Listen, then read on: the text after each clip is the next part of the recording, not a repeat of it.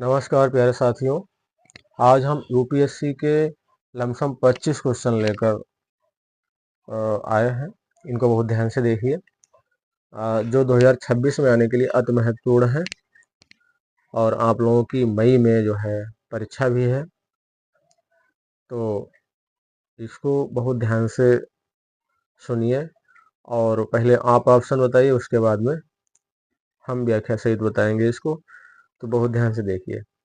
पहला आप लोगों का क्वेश्चन जो है, भारतीय राष्ट्रीय चेतना के प्रारंभिक विकास में किसका प्रमुख योगदान था?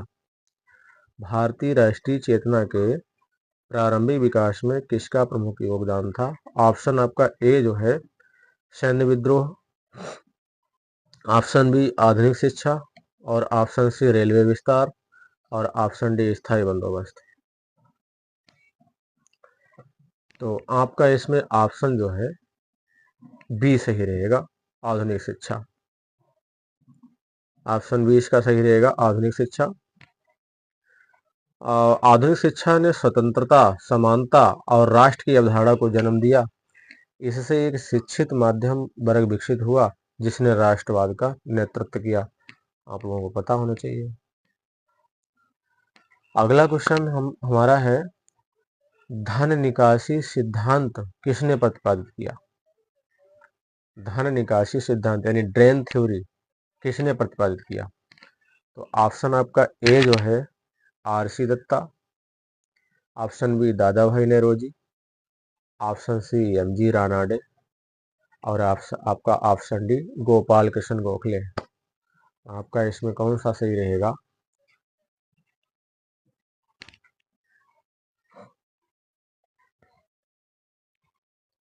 तो आपका इसमें ऑप्शन सही रहेगा, ऑप्शन बी दादा भाई नेरोजी। आप लोगों को पता होना चाहिए कि जो ड्रेन थ्योरी थी, तो उसके माध्यम से भारत की गरीबी को औपनिवेशिक शोषण से जोड़ा गया।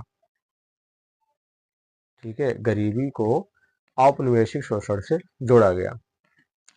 इसी तरीके से अगला क्वेश्चन है आप लोगों का कि भारतीय राष्ट्रीय कांग्रेस की स्थापना 1885 में किसकी पहल पर हुई?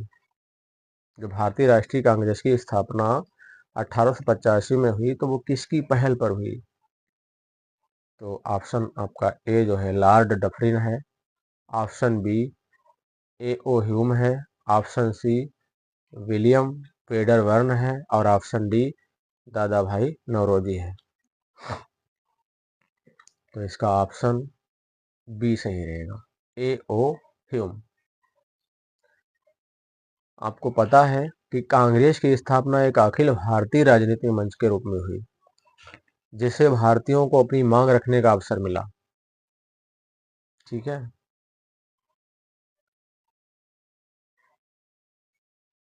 अगला प्रश्न, उदारवादी नेताओं की मुख्य रणनीति क्या थी? उदारवादी नेताओं की मुख्य रणनीति क्या थी? ऑप्शन ए सशस्त्र संघर्ष, ऑप्शन बी असहयोग, ऑप्शन सी संवैधानिक सुधारों की मांग, ऑप्शन डी कर बहिष्कार। तो इसका सही आंसर है ऑप्शन सी संवैधानिक सुधारों की मांग। उदारवादी नेता ब्रिटिश शासन में सुधार की आशा रखते थे। जो उदारवादी नेता थे वो ब्रिटिश शासन में सुधार की आशा रखते थे और याचिका, प्रार्थना व प्रतिनिधित्व की नीति अपनाते थे। वो तो उदारवादी ही थे, लेकिन गरम दल के नेता ऐसे नहीं थे।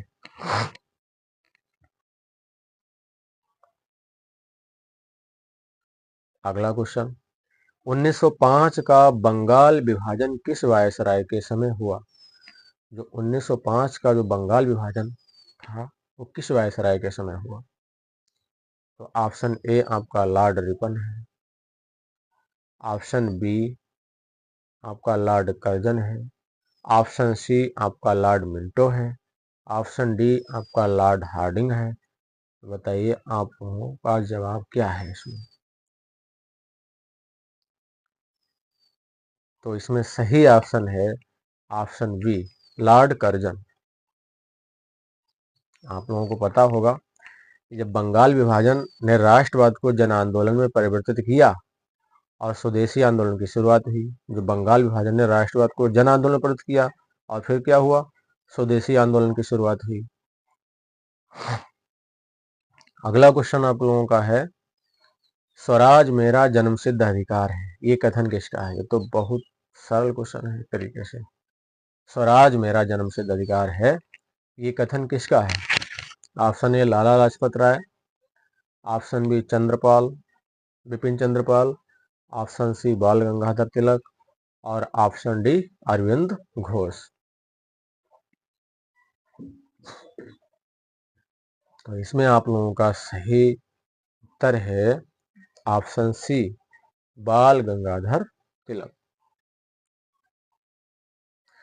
इन्होंने जो नारा लगाया था, तो इस नारे ने उग्र राष्ट्रवाद को जन आंदोलन का रूप दिया। इस नारे ने क्या किया? उग्र राष्ट्रवाद को जन आंदोलन का रूप दिया। इसी प्रकार अगला क्वेश्चन, स्वदेशी आंदोलन का मुख्य उद्देश्य क्या था? स्वदेशी आंदोलन का मुख्य उद्देश्य क्या था? अंग्रेजी शिक्षा का प्रसार, विदेशी वस्तुओं का बहिष्कार, कर वृद्धि या सेना में भर्ती।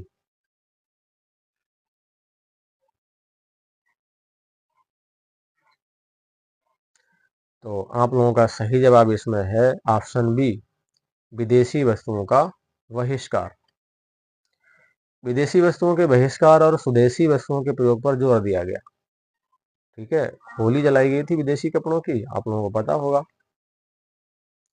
इसी प्रकार प्रश्न 8, 1919 का रॉलेट एक्ट किस उद्देश्य से लाया गया था? 1919 का रॉलेट एक्ट किस उद्देश्य से लाया गया था? ऑप्शन ए कर सुधार, ऑप्शन बी शिक्षा सुधार, ऑप्शन सी दमनात्मक नियंत्रण, ऑप्शन डी प्रांतीय स्वायत्तता।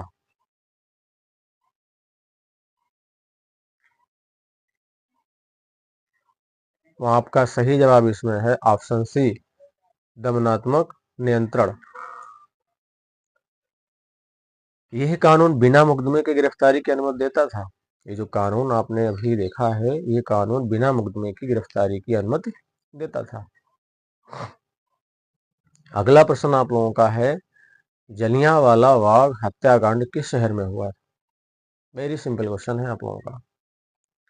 जलियांवाला बाग हत्याकांड किस शहर में हुआ था? लाहौर में या दिल्ली में या अमृतसर में? आप लोगों का बहुत बढ़िया सवाल है ये। या कानपुर में?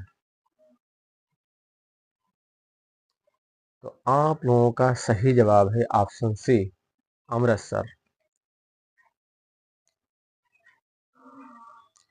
अच्छा, इस घटना ने राष्ट्रवादी आंदोलन को उग्र बना दिया। इस घटना ने क्या किया? राष्ट्रवादी आंदोलन को उग्र बना दिया।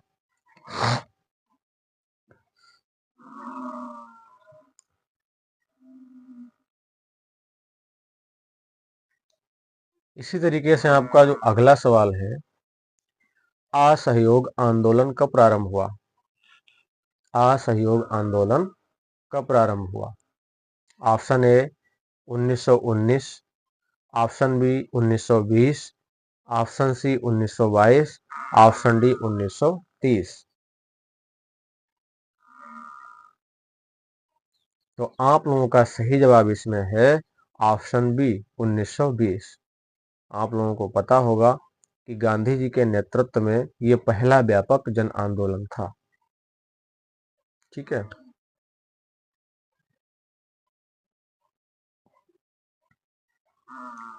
अगला प्रश्न, सविनय अवज्ञा आंदोलन का प्रतीकात्मक आरंभ किस घटना से हुआ? सविनय अवज्ञा आंदोलन का प्रतीकात्मक आरंभ किस घटना से हुआ? Option A Champaran Satyagraha, option B Kheda Satyagraha, option C Dandi March और ऑप्शन डी खिलाफत आंदोलन।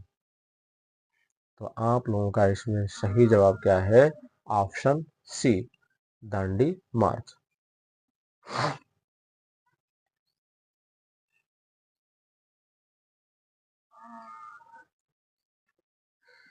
नमक कानून तोड़कर ब्रिटिश सत्ता को चुनौती दी गई। इसमें नमक कानून जो तोड़ा गांधी जी, आप लोगों को पता है महात्मा गांधी दांडी से साबरमती से दांडी तक गए थे और नमक कानून तोड़ा, आप लोगों को पता होना चाहिए। और इसी तरीके से आप लोगों का अगला क्वेश्चन, भारत छोड़ो आंदोलन कब प्रारंभ हुआ? भारत छोड़ो आंदोलन कब प्रारंभ हुआ? Option A 1939, option B 1940, option C 1942, option D 1946।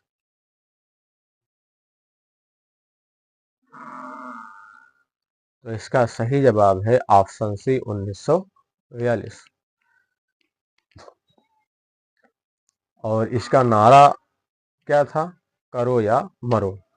आप लोगों को पता होगा इसका नारा था करो या मरो। अगला प्रश्न, आजाद हिंद फौज का पुनर्गठन किसने किया?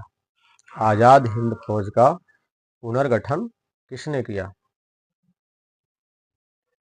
ऑप्शन ए रास Bihari Bose, option B Subhash Chandra Bose, option C भगत सिंह, ऑप्शन डी चंद्रशेखर आजाद।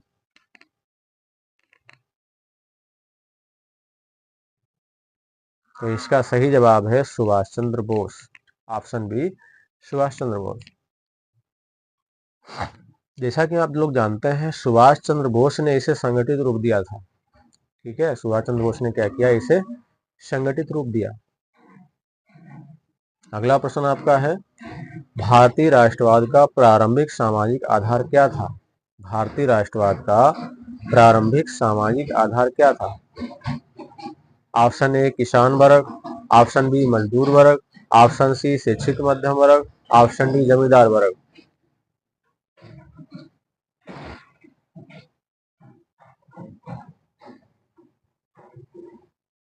तो इसका सही जवाब है ऑप्शन सी शिक्षित मध्यम वर्ग। क्योंकि आप लोग जानते हैं प्रारंभिक नेतृत्व शिक्षित मध्यम वर्ग के हाथों में ही था। जो प्रारंभिक नेतृत्व था तो सबसे ज्यादा उसमें शिक्षित मध्यम वर्ग के ही लोग थे। अगला प्रश्न, अलीगढ़ आंदोलन के संस्थापक कौन थे? अलीगढ़ आंदोलन के संस्थापक कौन थे? Option A sir Syed Ahmad Khan, option B Maulana Azad, option C Badruddin Tyabji, option D Jinnah. तो इसका सही ऑप्शन क्या है?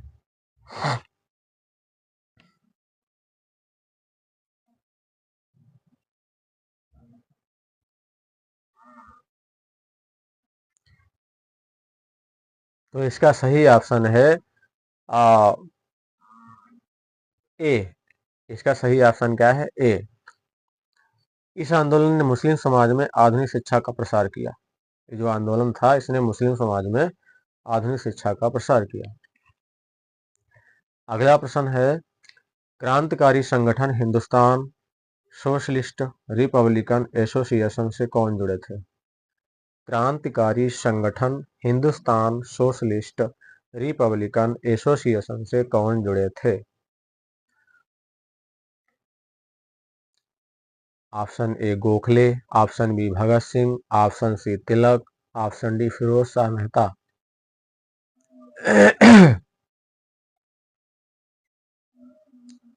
बताइए आप लोग।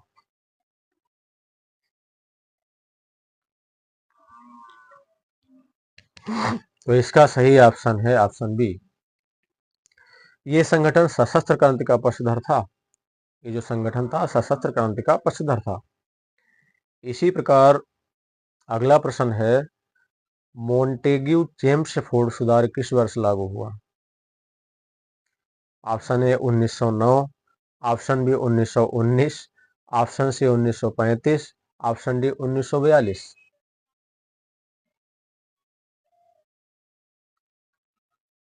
तो इसका सही जवाब है ऑप्शन बी 1919। 1919 अधिनियम के अंतर्गत द्वैध शासन की व्यवस्था की गई। 1919 अधिनियम के अंतर्गत द्वैध शासन की व्यवस्था की गई। इसी प्रकार आपका अगला प्रश्न, कांग्रेस के किस अधिवेशन में पूर्ण स्वराज का प्रस्ताव पारित हुआ? कांग्रेस के किस अधिवेशन में पूर्ण स्वराज का प्रस्ताव पारित हुआ?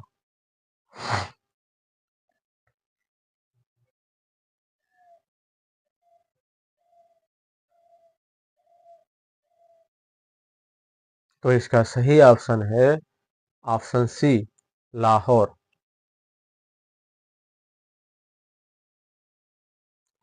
1929 के लाहौर अधिवेशन में पूर्ण स्वराज की घोषणा हुई। 1929 का जो लाहौर अधिवेशन था उसमें पूर्ण स्वराज की घोषणा हुई, आप लोगों को पता होगा।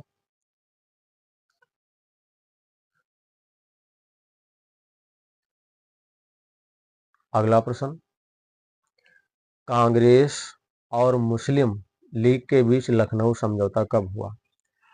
कांग्रेस और मुस्लिम लीग के बीच समझौता कब हुआ? बताइए, कांग्रेस और मुस्लिम लीग के बीच लखनऊ समझौता कब हुआ? तो इसका सही ऑप्शन है ऑप्शन सी, 1916। इसका ऑप्शन सी सही है, 1916। ये हिंदू मुस्लिम एकता का महत्वपूर्ण प्रयास था। हिंदू और मुस्लिम एकता का महत्वपूर्ण प्रयास। ठीक है, अगला प्रश्न, भारत में राष्ट्रवाद के विकास में प्रेस की भूमिका क्या थी? भारत में राष्ट्रवाद के विकास में प्रेस की भूमिका क्या थी?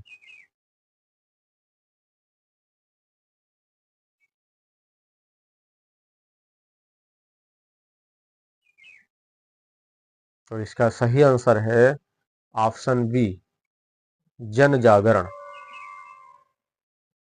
ठीक है, जन जागरण। क्यों? समाचार पत्रों ने ब्रिटिश नीतियों की आलोचना कर जागरूकता फैलाई। समाचार पत्रों ने ब्रिटिश नीतियों की आलोचना की और जागरूकता फैलाई। ठीक है, अगला क्वेश्चन आप लोगों का, poverty and un British rule in India पुस्तक किसने लिखी? बहुत बढ़िया क्वेश्चन है। Poverty and un British rule in India पुस्तक किसने लिखी? Poverty and un British rule in India पुस्तक किसने लिखी?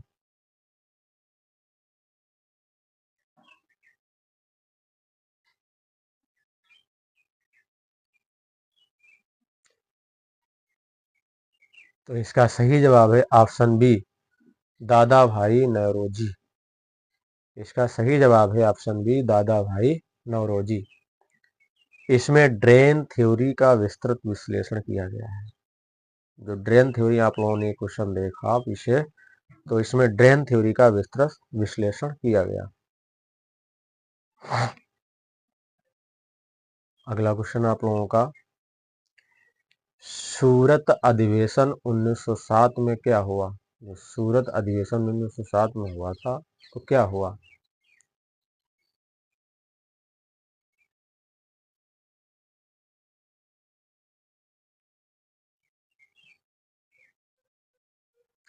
तो इसका सही ऑप्शन है ऑप्शन बी, कांग्रेस का विभाजन। कांग्रेस का विभाजन। उदारवादी और उग्रवादी गुटों में विभाजन हुआ। इसमें क्या हुआ? उदारवादी और उग्रवादी गुटों में विभाजन हुआ।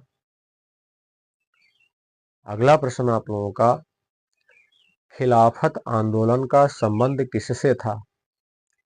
खिलाफत आंदोलन का संबंध किससे था?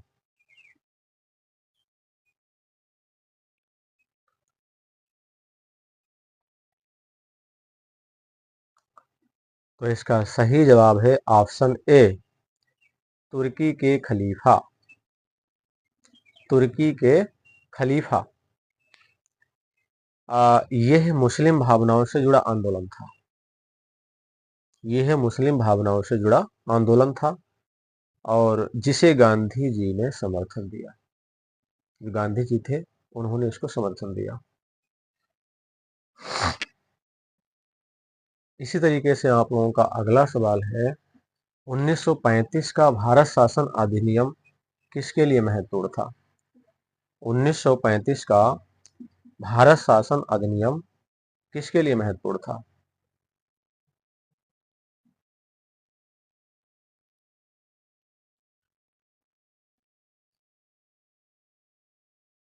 तो इसका सही ऑप्शन है ऑप्शन बी, संघीय ढांचा। इसका सही जवाब क्या है? संघीय ढांचा। इस अधिनियम ने प्रांतीय स्वायत्तता दी। ये जो अधिनियम था इसने प्रांतीय स्वायत्तता दी। आप लोग जानते हैं प्रांतीय स्वायत्तता के बारे में। अगला प्रश्न आप लोगों का, भारतीय राष्ट्रवाद का अंतिम परिणाम क्या रहा? भारतीय राष्ट्रवाद का जो अंतिम परिणाम क्या रहा?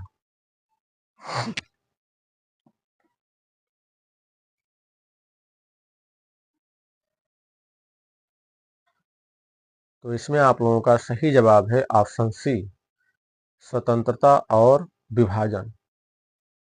स्वतंत्रता और विभाजन। आप लोगों को पता होना चाहिए 1947 में भारत स्वतंत्र हुआ, परंतु विभाजन भी हुआ। मतलब 1947 में भारत स्वतंत्र तो हुआ और विभाजन भी हुआ। तो आप लोगों के ये जो 25 क्वेश्चन तो आप लोगों ने इनको प्रैक्टिस किया और किसने क्या जवाब अपना रखा आप लोगों को पता होगा। और हो सकता हो प्रत्येक आंसर का कार्ड भी आप लोगों को समझ में आया होगा। यदि ना समझ में आया हो तो प्लीज़ वीडियो को फिर से प्ले करके देख लीजिए, तो ज़्यादा बेहतर और रहेगा, क्योंकि ये क्वेश्चन जो है यूपीएससी लेवल के थे और इसमें ज़्यादा से ज़्यादा जितना भी आप लोग रिवीजन करेंगे उतना ही आप लोगों को भी फायदा होने वाला है। इसी तरीके से हम डेली इतिहास के 25 क्वेश्चन लाने की कोशिश किया करेंगे। यदि वीडियो आप लोगों को अच्छा लगा है तो लाइक कीजिए और अगर नए हैं चैनल पर तो चैनल को सब्सक्राइब भी कीजिए। धन्यवाद। जय भारत, जय हिंद।